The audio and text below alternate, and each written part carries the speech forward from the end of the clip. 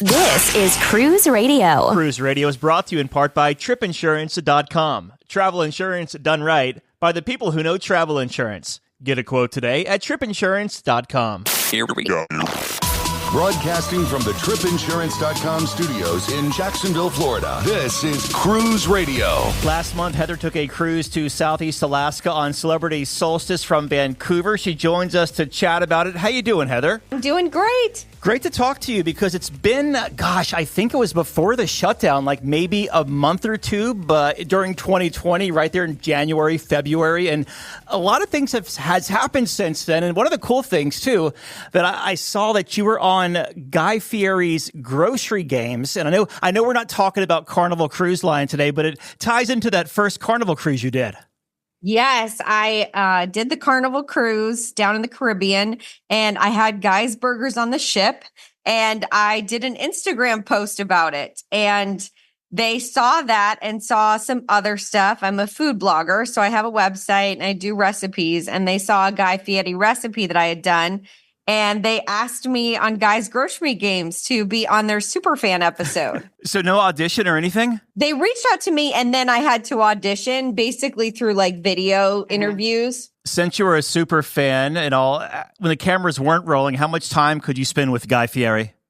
Not too much, but like he talked to us before we started filming, and the filming day was long. We started at 6 a.m. and didn't finish until 7 p.m. Oh, wow. And it was out in his home base in California. So, but we did get to hang out with him. We met his dog. His son, Hunter, was on the show. So we did get good time with Guy that day. It was really fun. I love that. So it brings us to our current cruise. We're going to talk about Celebrity Solstice. It was funny because you texted me while I was sailing in Alaska, and you were like one port behind me the entire sailing. And I'm like, yeah, come on the show when you get back. So I got to ask, what made you want to pick Celebrity Solstice? Sure. We did the 7-night Alaska Dawes Glacier cruise, which there's a few different ones. And I had been to Alaska about 7 or 8 years ago. I spent a week in Juneau for a conference, and it was really awesome. And I loved it. And so I was like, well, hey, let's go again and actually see more of Alaska. And a friend of mine had it on her bucket list. So we decided to go to Alaska, and we started researching all the cruises. How much pre-cruise time did you spend in Vancouver? None. Really? We went to Vancouver, and because it was hard for her to take, she works a real job still, and I work for myself, so I can do whatever I want, but she had limited time off. So we flew into Vancouver. We did in and out of Vancouver, and we flew in the day before. So we flew in on Saturday, and we boarded the ship on Sunday. How close to the port did you stay in Vancouver? Because there's a lot of hotels very close to Canada Place, but I know they're really, really pricey. We went for the pricey option just because I'm not as good at like navigating things. And so I was like, it's only one night. Let's just stay right there. So we stayed right there at Canada Place in that super expensive hotel. Pan Pacific? Yes, at the Pan Pacific. That's where we stayed just for one night, though. Gotcha. So let's talk about embarkation there at Canada Place, going to board Celebrity Solstice. How long did it take you from the curb to the ship? And what was the process boarding a ship in Vancouver going to Alaska like? Sure. It was really simple. It was about 25 minutes from curb to ship. And it was mainly just walking from big giant room to big giant room. It was kind of like we were like herding cattle. It was just like, here, go to this big room, and you walk through a line and show somebody your ticket piece of paper. And then, okay, go to this room and walk through a line and show them your passport. So it was kind of silly. We didn't exactly know what we were doing, but it only took 25 minutes. So, all right. So you step on board Celebrity Solstice. What were your first impressions? I mean, this was your first celebrity cruise ever, right? Yeah, I've only done the Carnival before. So yeah, I was looking forward to trying something that was a little bit more luxury, marketed in anyway. So it's a nice ship. Like we walked on, the staff from minute one was super friendly, and the ship, I think it needs a dry dock probably, but as far as like, it's a little outdated, but it was in very good condition and really nice when we walked in. They directed us to elevators to just go walk around the ship. They don't really have they didn't direct us like on Carnival. They told us to go right to the buffet. Whereas this, they were like, okay, walk around. But we walked on at like 1:30 and the rooms were ready pretty quick after. Okay. So what kind of stateroom did you book on this 7-night cruise, and what did you think of it through the sailing? Sure. We had a balcony room on deck 9, and we were at the very, very, very front of the ship. When we looked off our balcony, the captain was above us and waved at us. So, because on that ship, the captain sticks out a little to the left, and that's where we were, is right next to him. So, we were at the very front of the ship. I would say I don't know that I'll do a front of the ship, just because once you're walking like that long mile back to your room, it's quite a haul. But the room itself, we were really impressed by the bathroom, at how big it was and roomy the shower was. It's a door. It's like one of those kind of coffin showers with the curved door. Really roomy. I'm a chunky girl and I didn't have any trouble in there. And then the bathroom also has a glass cabinet that has shelves. So we were able to put all our toiletries and, hair stuff in the cabinet, and it wasn't sitting out on the counter making a mess. The bedroom part, there's a couch and we had 2 beds, and it was fine. There's no outlets by the bed, which was a little frustrating. Again, one of those things where like that needs to be updated, but we had plenty of room all week. Balcony had 2 chairs and a table. It was great. So we had plenty of room for the 2 of us. You mentioned a lack of plugs, but were there USB-C outlets? No, there was just regular outlets on the desk kind of and dresser below the television. But luckily I had heard that before, I think probably from your show. I'd heard, because I'd listened to some podcasts and watched some YouTube. I'd heard that there wasn't many. So I bought like a 4 outlet block, and that had USB-C. So I plugged that in right on day 1. Let's talk about the food on Celebrity Solstice. We'll start at the Ocean View Cafe, the buffet on Solstice. How was the food up there, and did it ever feel too crowded? I don't think it was very crowded. I mean, there was days on sea days, it was a little difficult to find a seat, but luckily the sea days were actually the nicer days because we were more towards Vancouver. So the sea days were a little bit warmer and it wasn't so bad to sit outside. The days where we were in port for breakfast, lunch, dinner it was never that bad. Like, it was busy at times, but it wasn't like unbelievable or anything like that. So you could navigate your way around. I would say the food was just okay. I'm a food person, but I was disappointed. I feel like it's definitely an older clientele. I mean, I'm 50 and I was like, oh, I'm young for the ship. But there was not a lick of salt to be had in much of anything. The only time we got salt was when we went to the sushi restaurant. But the buffet, it was fine. We were able to find something. I actually ate a lot of Indian food because I felt like that had more flavor than anything else. Just things were just off. Like, they had biscuits and gravy, and the gravy was like the consistency of milk, and there was no sausage and no pepper, even though it said sausage gravy. So it was like, this is a little weird. And there was just a lot of things like that. Like, the food was just, the bacon wasn't barely cooked. It was like microwaved and real undone, which I like undone bacon, but this was a little extra. So overall, the buffet was okay. The best bet is really the areas where you can get something fresh. Like, the pizza was good. The eggs in the morning, their scrambled eggs that were pre-made were weird. So I went to the counter and they made fresh eggs. So that's what I would say is those little spots where you can get fresh food was the best, or the Indian food was really good. How about outside of the Lido deck? Like, is there an ocean grill or a pool grill or any kind of selections? There is one ocean grill outside. It's not by the pool. It's up on 15, I think. And they had burgers, hot dogs, and fries. I didn't get a chance to go there because they close at 5:30, but my roommate did. And she said the fries and the burger was good. I mean, it looked fine. Let's go to the main dining room now. What time dining did you have, and how was your experience in there through your cruise? Sure. We had late dining, not really our choice, but that's what was left when we booked. So, but one night we went earlier and it was fine. They were able to get us a table. There's like a line when you go in. If it's not your time, but you still want to come in, there's a separate line you can go to. And we got a table in maybe 10 minutes. And the main dining wasn't honestly wasn't much better than the buffet. It was disappointing. The last night we had a flank steak that was really good. But the rest of it was just kind of mid. It was okay, but nothing stood out for sure. So far, the food has been just okay. You gave us a hesitant, it was fine, and then you said disappointing. So I'm curious, what would you tell Celebrity then? Like, hey, you need to dial up your food by doing this. Like, what would you suggest?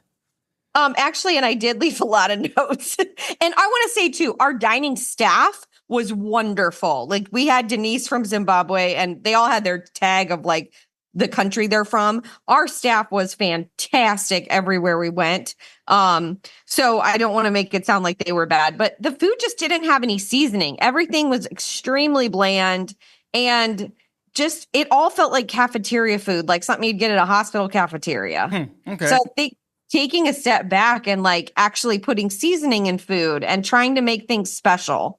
It didn't feel like anything was different or special. And chicken breast was just a chicken breast. The steak was just a steak with a pat of butter on top. You know, it wasn't cooked right either. So it just wasn't unique or special in any way. I see in the notes here that you also went to La Petite Chef. How was your experience in there? Yeah, I did I did La Petite, Tuscan, and the sushi. So La Petite was my favorite of the dining. I went by myself. My roommate is not a food person. And so she was like, I'm not going to spend the money for that. So I went alone. I got a pre-cruise discount though. I did book that ahead of time because there was a good discount on that. So if you're sailing Celebrity, watch for those discounts ahead of time. And it was great. The show is great. It's really fun. It's informative too. Like I learned all these facts about tomatoes that they're from Peru and all this kind of fun stuff. And it's really cool how they do it. I took video of it. Also, like the food was just delicious there. The first two courses were fine, but then I had short ribs and they were amazing. And then I asked for the recipe and they sent it up to my room a couple days later, which was really nice of them. And then the dessert also was like a strawberry puff pastry dessert and it was delicious. So I was definitely impressed with La Petite Chef. That was my favorite dining. Tuscan Grill is always a crowd favorite for the location, back of the ship, great views. How was the food though? Ordered steak and I ordered mine medium rare and she ordered hers medium well. And we couldn't tell the difference. Like we cut into both of them and they were both like slightly pink. The pork belly though was my favorite dish on the ship of anything that I ate was the pork belly from Tuscan and then the short ribs from La Petite. That pork belly was amazing. And our waiter was so funny because my friend Lou doesn't like food that much. Like she's not a foodie. And so I told her to order stuff really just because I wanted to try it. And he came over and he was like, are we having a problem with the ship? And we're like, what do you mean? He's like, is it tipping? Because all the plates seem to be ending up on this side of the table. And we were like, I laughed out loud. I was like, okay, you got me on that one. Like he was really delightful, but the pork belly was amazing. Everything else was just okay. The third place was the sushi venue. What did you think? That was good. We went for lunch one day. It was a day when we got into Juneau and we were getting in at like 1:30. So we were like, let's just get a little something ahead of time. I went with a friend I met on the ship. We had the lobster ramen. It was really good. And we ordered a couple rolls and they were fine. They were pretty basic rolls, so you can't really screw them up, but they were good. Were there any other dining venues or grab-and-go places you might have popped into for food? On deck 4 or 5 was Cellar Masters, and that's where I watched the NBA Finals. I found my people, and there were some great Indiana people that I fell for, and we watched the finals in there. It's really the only TVs. There's a couple TVs in the casino bar, and then there's TVs in the Cellar Masters. So if you are looking for that, Cellar Masters is where to go. We got appetizers there one night. They were really good. Somebody got a turkey club. I got buffalo chicken balls. They were pretty good. And the turkey club looked amazing. We also right outside of, I think on 5, there is a little coffee shop and a gelato place. And they have some desserts and like little finger sandwiches and gelato and coffee drinks that you can get during the day. You can stop there. I think that's about all there was for dining. Did Cellar Masters have a la carte pricing for food? Yes. Okay. I mean, it was $10 to $15 for any of the appetizers. It does take a while. They said it's going to take about a half hour. And so they're like, order before you're hungry because it has to come from downstairs. But we did that and it was fine. The service in there, those guys were great too. Like they put the game on for us and, kept the drinks coming. How was the entertainment for this 7-night cruise? I'll separate it in two ways. The shows, we went to the Comedian, which I used to do a little stand-up comedy, so I'm a little jaded, but he was pretty funny. Like the first half, he was kind of patronizing to there was kids in the audience, and so he was doing a little bit of dad jokes and stuff. But then once he got into his own routine, he was funny. He was really funny. We saw him on the jogging track one day. He joked that he looks like Robin Williams, and so he was running by him like, "Hey, look, it's Robin Williams," and he turned around and laughed at us. So he was pretty funny. We went to the rock show on the last night. And I don't know that they should be doing rock. I'm sure if they did, we went to the cabaret show where they were doing Broadway songs, it would have been much better. The rock show was a little like American Idol does rock. It was, girls singing Guns N' Roses, and we didn't recognize that it was even Guns N' Roses until the chorus.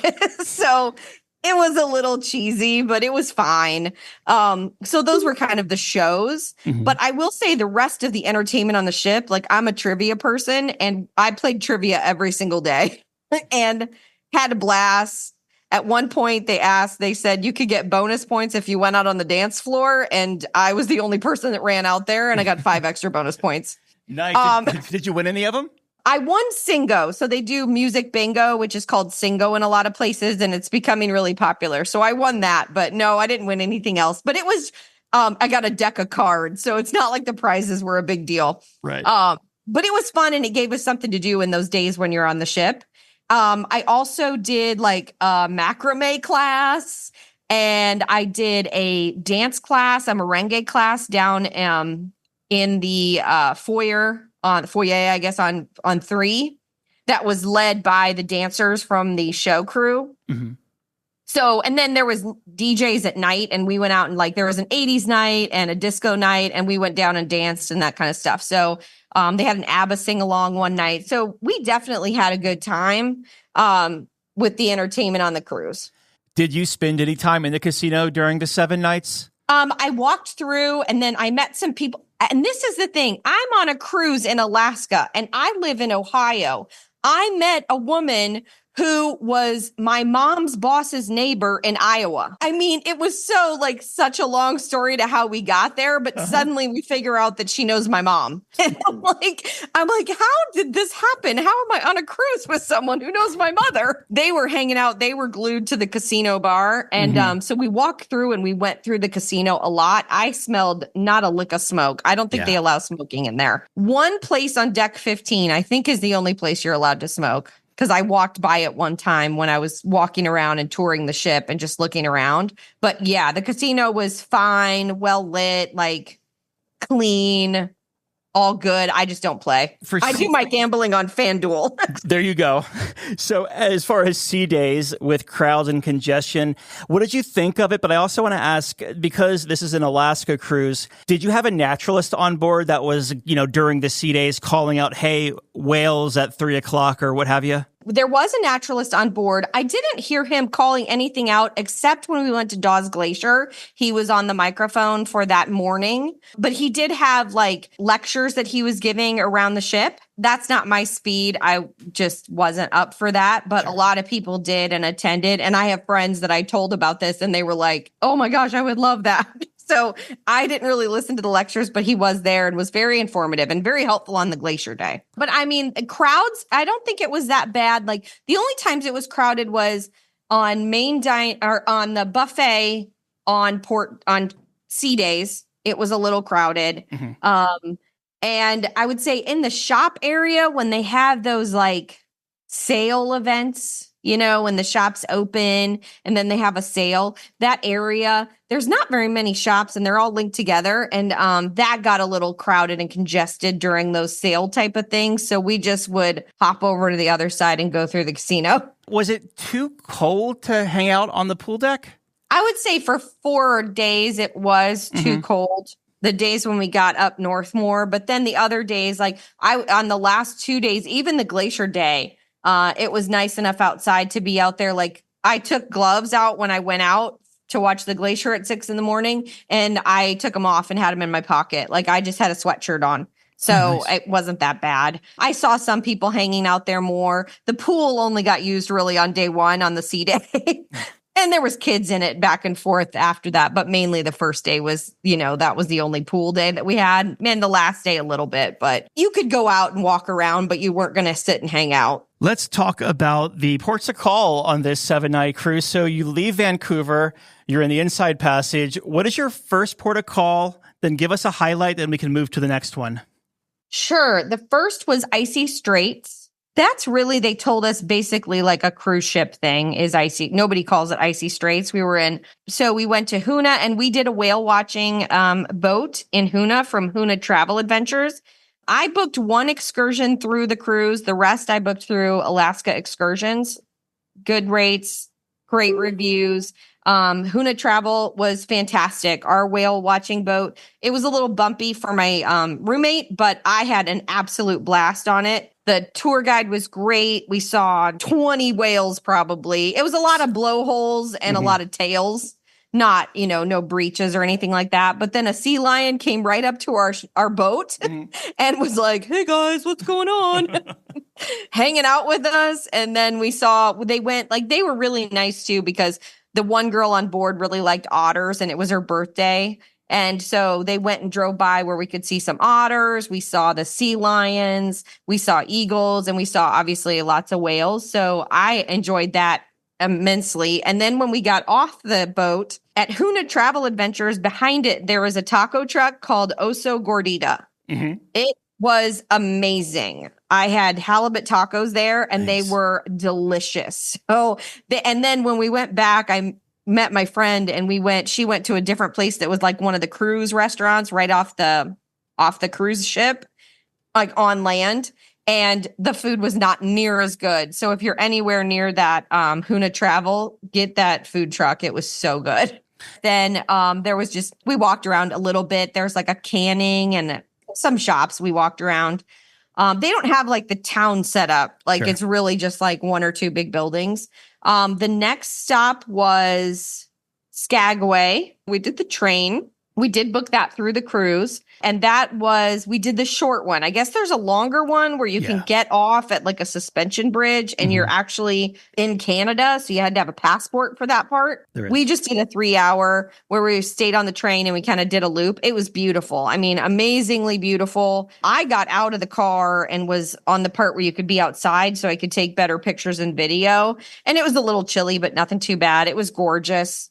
After the railway, we went into town for a little bit and walked around, but then I was pretty beat. And so I went back to the ship and my roommate walked around a little. So it was fun. I was on that train a couple of days before you, and it's so wild how it was a little gloomy when we were in port, but how you go from just the port area and then over the 20 miles up to snow everywhere. Oh, yeah. And it was gorgeous. I mean, it's one of those things, like, if you haven't seen it, I tell everybody, you got to go. Like, it's just the most beautiful landscape. And I took from the last time I was in Alaska, I had photos that I took and blew up and did on that fracture, those prints on glass. And I have them in my entryway in my house. And I took more pictures because this time I got to see mountains and snow. And so I'll definitely be printing one of those and adding to my collection in my house. I love it. So after Skagway, what was up next? We did Dawes Glacier in the morning. And our captain was Captain Theo, and he was very proud of himself. He got us closer than the other ships got to the glacier. I had been on Mendenhall Glacier, which is larger, when I went to Juneau before. So Dawes Glacier is pretty small and it's kind of in between mountains, but you can definitely see it. But it was worth getting up at 6 just to hear, kind of be among the excitement and the oohs and ahs and listening to the naturalists tell us about it. And then just standing there and just seeing like big chunks of ice in the water. Like you're not far enough north to see like the glaciers that are calving, and things like that. But like just seeing big chunks of water, you're like, wow, that Titanic would have been real cold. Like it was kind of fascinating, and it was really pretty. So yeah, that was, and we ended up, I didn't think we'd be able to see it from our room, but they made a really concerted effort to pull the ship in, and then they backed it and then turned it completely 360. So no matter, all sides of the ship got to see the glacier. Because by the time I got back to my room, I thought, oh, I'm not going to see it. And I looked out my window and there it was. I was like, I didn't even have to leave the room to begin with. Does Celebrity offer a little tiny boat once you're in the glacier area for viewing, like $250 or whatever? Yeah, you could go on. They had a tender and a smaller boat that went closer to the glacier. Yes. Gotcha. All right. So then after Dawes Glacier, what was up next? Then that afternoon, we hit Juneau. And I had been to Juneau. Obviously, I spent a week in Juneau before, so I knew I had to go to Tracy's Crab Shack. Oh, yeah. And so, but first we had a dog sled excursion. I had done the dog sled my previous trip to Juneau, and I wanted to do it again. I'm a dog person. I love them. And so I couldn't wait to see the dogs again. And if you're a dog lover, it's wonderful. Like, it's such a nice break, because if I was missing my dogs terribly. And so they're right there off the ship. All the excursions are available right off the ship. We jumped in a van. Our driver was so knowledgeable and taught us all about the Devil's Claw plant and just all sorts of things he was really knowledgeable about. And then we went up and we got to do a sled ride. So the dog sled in Juneau, because there's not snow, it's like a cart that's on wheels. And so you hop in the cart and the dogs run you around 2 or 3 times around this like trail that they have. And then after that, you get off, you can play with the dogs. This was the only day that there was rain, was in Juneau, but we're lucky because they said everything else had been rain all the time before us. So we didn't mind one little day of rain, but we played with the dogs, and they're all, I mean, 2 of the dogs on our sled had run the Iditarod. All musher dogs, that other mushers that run the Iditarod or do other things, they send the dogs to these musher camps for the summer to keep them in shape and to keep them like training. So they don't really own any of the dogs. They just kind of like doggy daycare for the summer. We got to play with the dogs and see them run. I have amazing pictures.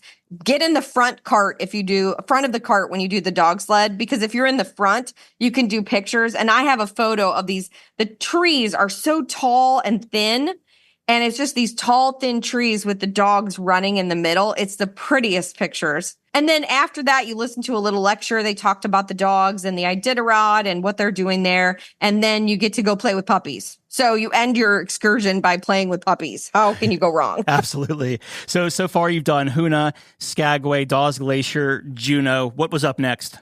Ketchikan was last. There wasn't as much that we wanted to do. I have some trouble with, like, I have arthritis because I'm an old lady. And so it wasn't really up for hiking. We found one that was like a photo safari, and we thought, oh, that'll be leisurely. Let's just do this one.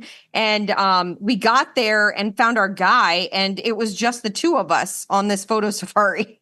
So he was like, what do you want to see? And we're like, I don't know. We haven't been here before. So he's like, I'll just take you to my favorite places. We're like, sounds good. So it was just me, my friend, and Jacob, our tour guide. And we went to a totem pole park. I don't know if that's officially what it's called, but it's a park with a bunch of totem poles. And then we went to the beach. And so it was cool. The shells on their beach are such different colors than like what you'd find in like Florida and Alabama, which is where I usually go to the beach. So, but again, gorgeous views. And he just drove us around and told us about the area and stuff. We hung out, and then we went back and we got something to eat before, back in Juneau, we did eat at Tracy's Crab Shack. Oh my gosh, so delicious. Oh yeah. I had crab every day. But we ate somewhere and then got back on the ship in Ketchikan. Anything exciting on your way back to Vancouver? And how was the debark and the customs whole thing? Because I know you clear customs before you leave. Yes. So we had, and one thing I forgot was we did on the day on the ship Sea Day on the way back, we did a pizza making class with Chef David, who's from Naples, Italy. And that was a blast. Yeah. We got to make pizza. We got to eat our pizza. It was really cool. Was that an extra fee? It was like $75, I think, or between $50 and $75. Okay. So, but it was fun. It was something to do too on your last sea day because you've kind of done everything. Sure. So you're like, what are we going to do? And we're like, we'll make pizza with a dude. So yeah, debark 5 minutes from ship to taxi. Wow. That's awesome. We went through customs and we hit our taxi and we were off to the Vancouver airport. So that was so fast. I was like, I forgot to even look. And then I looked at my watch and I was like, it has been 5 minutes. That's it. Do you want to give up any first-time tips for an Alaska cruiser or someone sailing Celebrity Solstice? Yeah, sure. And also the one thing that when we flew back home, we were going Vancouver to Cincinnati. We were a little worried if we had to do customs in Chicago because we thought, because we're back in Canada and we knew we'd have to clear customs. And we thought, oh my gosh, if we have to do that in Chicago, we're going to miss our flight. But you actually, in the Vancouver airport, there's a portion once you get through security that you're then on U.S. soil, supposedly, and you go through customs in Vancouver. You go through U.S. customs. When you're coming out of Vancouver and going back to the United States, you've got customs done before you even get on your plane, which is great you think you're going to miss a connection. Absolutely. As far as tips, I would say don't expect a lot when it comes to the food, but the specialty dining, if you're really a foodie, make some reservations for specialty dining because that's where you're going to find some of the better food. With the ship and the Alaska, I would say make sure you bring clothing that you can layer. And obviously comfortable shoes because it went from 40 to 70, depending on, and you were in Alaska at the same time, like depending on the day, it was between 40 degrees and 70 degrees. And sometimes it started out at 50, but by the time the afternoon hits in a port, it's 65 degrees. So you're like shedding layers. We had a backpack with us at all times to like shove coats and sweatshirts into because you needed it. And I would say pack some snacks. There's not really a lot of snacks on board. So if you're a person that maybe in the middle of the afternoon or middle of the night, you want some chips, make sure to just bring some with you and pack those just because they were kind of hard to find and really expensive if you purchase them on the ship. But overall, like just get out and do stuff. Like I couldn't believe I met some Indiana people because I was watching the Pacers in the NBA finals and we were friends. Like we're literally like Instagramming each other still. You know, I just met these great people. And I think too, the staff on board was so awesome from housekeeping to dining to, I really liked the cruise director was Sarah, but I really liked Charlotte. She was the assistant cruise director and she was so much fun. She got me out there dancing every time she saw me. I just had a blast. So we really enjoyed the cruise and all the things to do. So I would say just make sure you've got comfortable clothes and comfortable shoes and, get out and do stuff like check that itinerary and really enjoy it. What was the biggest highlight of this cruise for you? I would say the scenery is gorgeous. And it's something that you can't see anywhere else. Like I've been to the Rockies and it's still different from that. So that, but I think also just the people I met, we stopped our dining attendant and asked her all these questions about like cruise life and what she does and all this kind of stuff. And then the people I met from Indiana and like just the people that I met on board and the staff was really like, that's probably what I remember more than anything is just all the friendly people I met and the pork belly from Tuscan. Did you have the drink package or the internet package by chance? Yeah, I forgot. I had the drink package that is for soda. So the lowest one.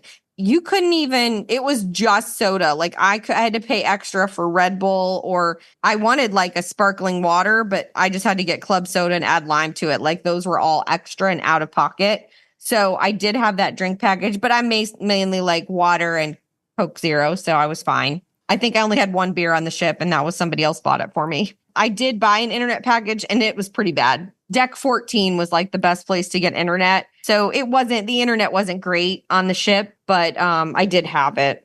Did you feel that the value was there for the price you paid? It is expensive. The flight for me, because now there was a ton of people from Canada and I'm sure the expense for them was a lot less because they were like a lot of people from Vancouver were there. For me though, I would say like it's pretty expensive. Our flight was as much as the cruise. So it was definitely a pricey thing. If you have never seen it before and you haven't done it, it's something you have to do. Like, I just feel like when you see the glaciers and like last time when I was on Mendenhall, like to know that they're melting away and that they're not going to be there and that the habitat for this wildlife is just evaporating. It's really sad to think about that side of it, but just like you need to see it in your lifetime. Like it's so stunningly beautiful that it's something I think everybody should go do it at least once, even with the expense. Did you pick Celebrity based on, okay, it was a notch up and Celebrity is known to do Alaska best? Like, I'm curious your thought process behind picking Celebrity over, there's like 27 different cruise ships in Alaska this year, but probably at least 10 different lines. Yeah, we had looked and I was mainly down to like Royal, Norwegian, Celebrity, and Princess. And then it became which one has an itinerary that fits our schedule, had cities that it seemed I was a little nervous about going in. Like I met some folks from Norwegian that they started in Anchorage and came down to Vancouver. And I was a little worried about that, 2 cities with the flights and all that kind of stuff. So for being an easy booking and the dates, and I really wanted to go to see a glacier. It just happened that Celebrity worked out. And I was kind of hoping, I'm like, oh, it's supposed to be a notch above. And I definitely wanted to try something different since the only ship I'd been on before was Carnival. I wanted to try something that was a little bit of a step up. So it was kind of a lot of factors that went into this decision. But, that's kind of how I landed. So it's been 5 years between cruises for you. You did that Carnival Victory in early 2020, and then you did Celebrity Solstice here in June of 2025. Do you have any others on the horizon that you might be looking at? Yeah, I really want to I've got some girlfriends that I want to travel with, and we've been talking about, I want to try Royal or Norwegian because I really want to do one of those giant ships on Royal with the aqua shows, the aqua class. Yeah. For being such a cruise novice, I'm kind of obsessed with your show. Like I listen all the time. So I'm always like, ooh, I want to do that. And so I really want to try Royal or Norwegian and probably to like a more sunny port. But so that's probably in my horizon. I also have on my bucket list to do a river cruise over in Europe. So okay. I think like Viking is the one that goes over there. So that's kind of also on my bucket list. So I would say it won't be 5 years before I do it again. And in closing here, final thoughts of Celebrity Solstice. I think that it's a good time if you make it a good time. Like we did a lot of participating in things. And so I met a ton of people and I had a really good time. It's a beautiful destination. And so, yeah, the food wasn't the best. It was definitely a disappointment, but the staff is so nice and so accommodating and the destination is beautiful. So in the end, you really can't have a bad time. I love it. Been talking with Heather about her 7-night cruise up to Southeast Alaska on Celebrity Solstice. Heather, it sounds like you took some amazing photos. If we want to catch them, where can we find you online? I have a website. It's called thefoodhussy, HUSSY.com. And that got a lot of laughs on board. People were like, well, we can't forget that name. Right. It's the Food Hussy. And so then you can find me on Instagram at Food Hussy and on TikTok at The Food Hussy. And so, yeah, I'm going to be doing a reel, at least one about my experience on the ship. I took tons of pictures of the people I met and the food I ate and all the things I did. So there'll be some of me dancing, of course. Heather, I hope it's not 5 years before we chat again. Yes, definitely. I always enjoy it. And I think it's so fun because I'm like, ooh, I get to be on the show I listen to all the time. Just back from a cruise? Let's talk about it. Email Doug at cruiseradio.net. A big question we get at Cruise Radio is, how do I know if I need trip insurance? Simple answer. If you're getting on a plane, taking a road trip, or getting on a cruise ship, you need to have travel insurance. Hey, it's Doug Parker from my friends at tripinsurance.com. Not only does tripinsurance.com protect your vacation investment, but it also gives you peace of mind in case anything were to go wrong on your trip. How do they do it? They offer 3 different types of trip insurance policies. Good, better, and best. One policy for every vacation budget. But it doesn't just stop there. They're up to 40% lower when you shop around on other comparison sites. Plus, tripinsurance.com offers 24-hour customer support before, during, and after your trip, online claims assistance, and travel alerts to let you know what's going on at your destination. But find out for yourself. Check out tripinsurance.com. All right, Dougie, let's see what we got for you, buddy. Cruise Radio is produced at the tripinsurance.com studios in Jacksonville, Florida. Get cruise news, ship reviews, and money-saving tips every Thursday on Cruise Radio. If you've enjoyed this episode, please subscribe to the show. If you want to help spread the word, give Cruise Radio a 5-star review. Find Cruise Radio where you listen to your favorite podcast or online at cruiseradio.net. I'm your announcer,